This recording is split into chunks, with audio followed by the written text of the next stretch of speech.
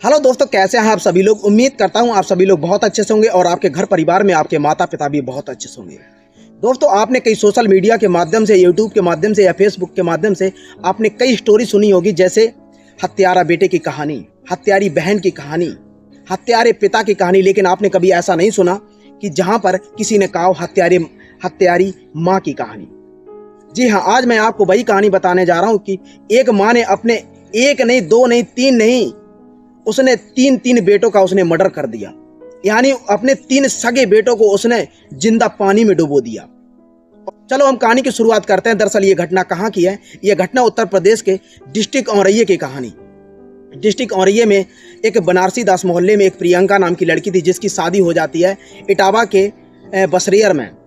उसके पति का नाम था अवनीश, और अवनीश जो था वहां पर अपनी मेहनत मजदूरी करके अपना घर चला रहा था।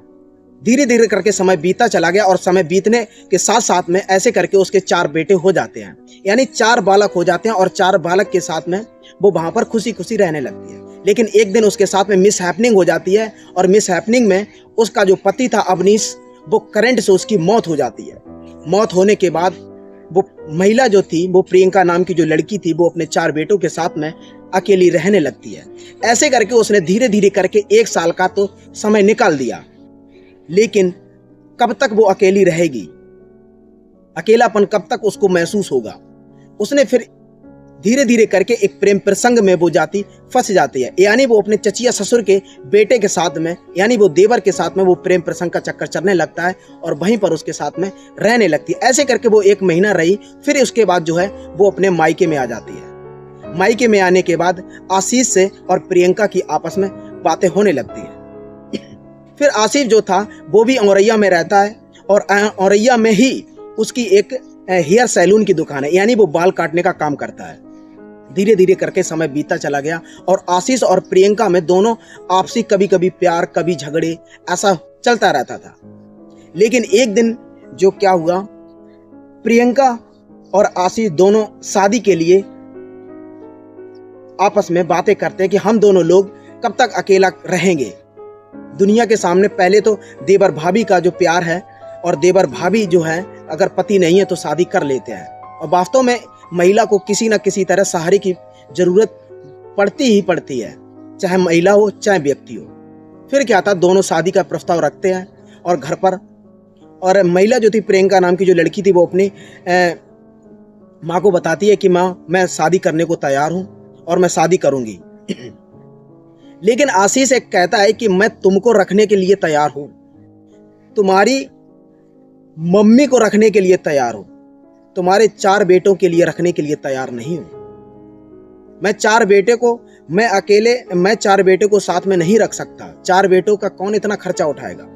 फिर क्या था, धीरे धीरे करके प्रियंका इसी बात को लेके कई बार लड़ाई झगड़े हुए। प्रियंका ने फोन किया कि आज मैं मरने जा रही हूं बेटों को लेके। लेकिन उसने ये समझा कि चलो मजाक ये कर रही है, और उसने क्या किया, अपने बेटों को गाड़ी में बैठाला, 4 बेटों को गाड़ी में बैठाला ऑटो में, और वो औरैया में एक नहर पड़ती है जो केशमपुर वाली नहर है, तो वहीं पर उस बम्बे में वो वहां पर पहुंचती है। बम्बे में पहुंचने के बाद वो क्या करती है, उस बम्बे में पहले, और उससे पहले जब बेटे को नदी में फेंकने जा रही थी तो उसने कुछ खिला दिया था। तो बेटे जो थे धीरे धीरे करके थोड़े अशुद्ध हो रहे थे। उसने पहले एक बेटे को नदी में गिराया, फिर दूसरे बेटे को नदी में गिराया, और तीसरे बेटे को नदी में गिराया। गिराने के बाद जो 3 बेटे थे वो तो बिल्कुल डेथ हो गए। जैसे चौथे बेटे को जैसे पानी में डुबाया, डुबाने के बाद वो बेटा जो था अपनी माँ से हाथ छुड़ा के वो तुरंत पानी से बाहर निकल आया। लेकिन माँ जब तक अपने बेटे के पीछे भागते वो अपने बेटे को नहीं पकड़ पाई, और बेटा जो था बहुत स्पीड से भागकर आगे निकल गया और बैठकर रोने लगा। और तब तक गांव वालों ने देखा और वो भाग कर आते हैं तो उस बेटे को बचा लेते हैं। बचाने के बाद वहां पर तुरंत तत्काल प्रभाव से वहां पर औरैया की एसपी चारू निगम वहां पर पहुंचते हैं और वहां पर निरीक्षण करते हैं। निरीक्षण में उस महिला से पूछा, आखिर तुमने क्या किया? पहले तो वो बताने को तैयार नहीं हुई। फिर जो प्रशासन था, पुलिस प्रशासन, उस महिला को थोड़ा 3rd डिग्री का उन्होंने डेमो दिया। डेमो जैसे ही देते खन उस महिला ने बताना शुरू कर दिया। उसने कहा कि मैं अपने पति से प्यार करती थी, और पति ने जो है वो अपने देवर से प्यार करती थी। पति मेरा पहले 1.5 साल पहले मर जाता है, और मरने के बाद वो देवर जो था उन 4 बच्चों को रखने के लिए तैयार नहीं था। फिर मैंने ये सोचा कि इन बच्चों को क्यों ना मार दिया जाए। तो चार तो प्रशासन ने कहा कि अगर मरना ही था तो तुम मर जाती, उन 4 बच्चों को क्यों मार दिया। लेकिन जो कुछ महिलाएं ऐसी होती है, कुछ लड़कियां ऐसी होती हैं, वो सिर्फ अपने स्वार्थ के लिए, अपने मतलब के लिए, चाहे ना तो वो अपने बेटे को देखती है, ना तो अपने परिवार को देखती है, ना तो अपने समाज को देखते हैं। वो जिनको जो उसको जो मन करता है वही करती है, पर ऐसा नहीं होना चाहिए।